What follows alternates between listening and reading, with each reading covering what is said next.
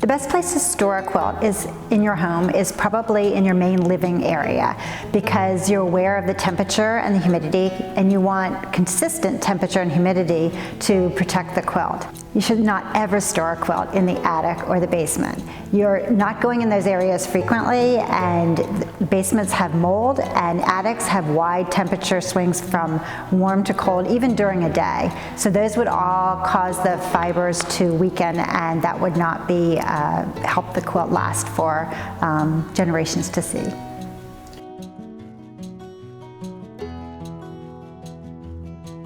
Ideally, you would want materials that are acid-free, and that would be paper products like a box that has had the lignin, which is the acidic material in wood pulp, and has had that removed, and they're sold by conservation suppliers.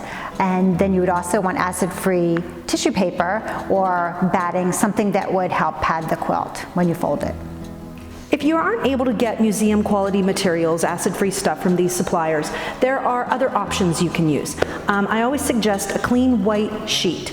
And I suggest a clean white sheet because if once you've stored it in that and you bring it out and look at the sheet, you may see some stains, and that should tell you that, oh, there's something going on, and then you can examine your quilt.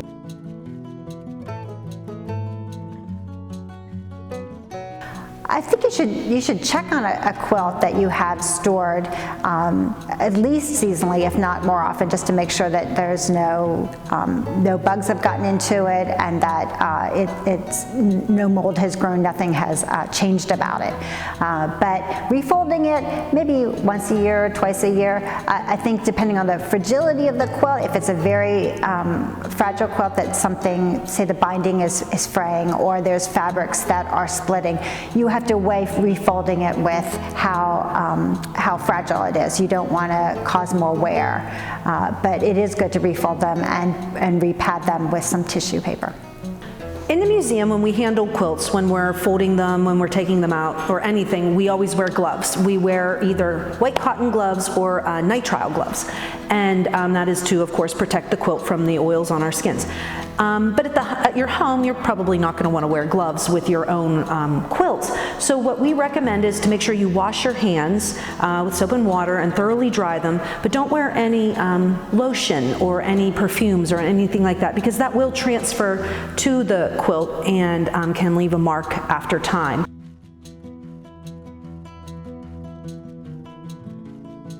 I think a final piece of advice for people who have heirloom quilts at home is less is more.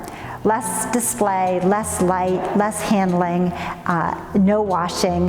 Don't try to do your own repairs to a quilt. I think things like repairs and washing are best left to professionals. So definitely to do as little as possible would protect them. And also make sure you enjoy it, because we do want to help you protect your objects like quilts, but we also want to make sure that you take the time to enjoy them, because you have obviously kept it for a reason. So take it out, show it to your family, and just appreciate it and enjoy your family heirloom.